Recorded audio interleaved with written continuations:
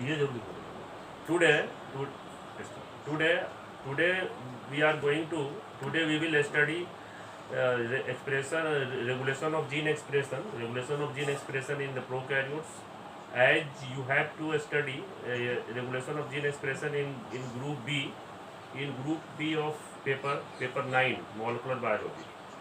Hello, hello, hello,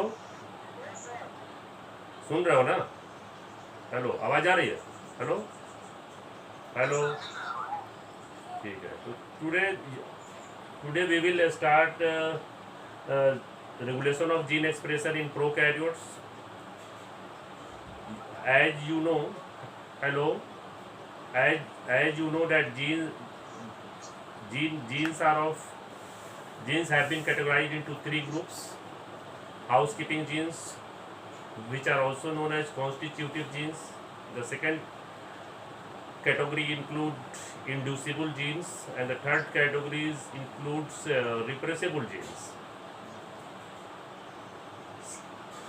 Housekeeping genes are such genes which express themselves regularly.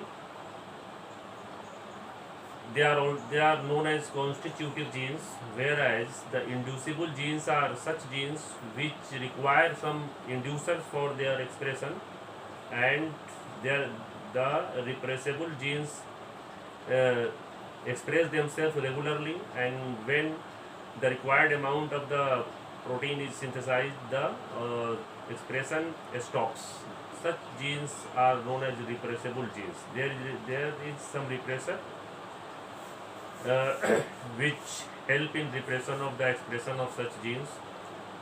As you know that constitutive genes are such genes which express themselves regularly, and their products are required for maintaining the metabolism of the required for the metabolism of the cells. You know that the best example of this inducible gene are lac operin genes, whereas the best example of repressible genes are the tryptophan operin genes. It was Jacob and Monod who for the first time described proposed a model which is commonly known as lac operin model to explain the mechanism of gene expression in prokaryotic cells like E. coli cells. And this operin consists of the following structures: promoter genes, operator genes, and three structural genes. Besides these genes, there is a regulator which is close to the promoter genes. You know that structural genes are also known as cistrons, and they are transcribed to produce the polycistronic mRNA in case of prokaryotic cells.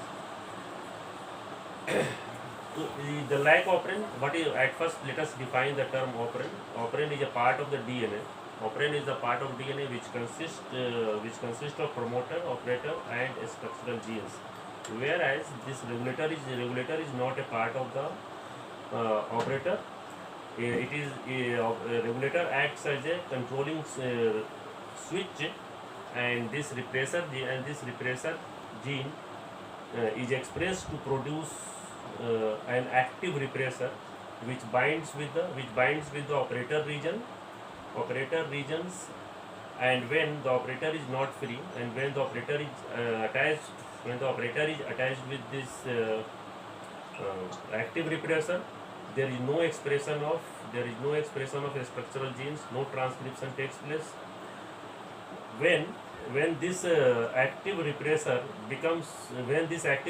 gets inactivated by inducer, which in this case is lactose in this operin acts as inducer.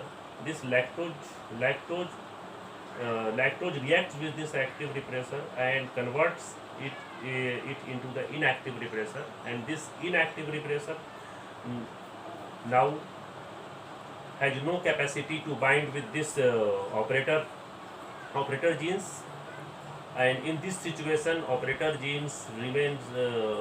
site remains free, which facilitates the binding of RNA polymerase enzyme, which is the key enzyme for the initiation of transcription in this case. As the operator is free, this RNA polymerase, which is the key enzyme for transcription of the structural gene, binds with this operator region, binds with this promoter region, and the binding of this promoter region with the RNA polymerase brings about the initiation of transcription of these structural genes, which are SG1, SG2, and SG3. And these structural genes are transcribed to produce a small fragment of mRNA, on which all these three genes, structural gene 1, structural gene 2, and structural gene 3, are transcribed on this mRNA. And this mRNA is a polycystonic mRNA in case of prokaryotic lac operant, and this mRNA is now translated to produce polypeptide chains, which give rise to the production of three important enzymes, which include beta galactosidase, lac permease, and trans-acetylase. As you know that this lac operant is meant for catabolism of lactose sugar by the bacterial cell. Beta galactosidase, which is the most important out of these three enzymes, brings about the conversion of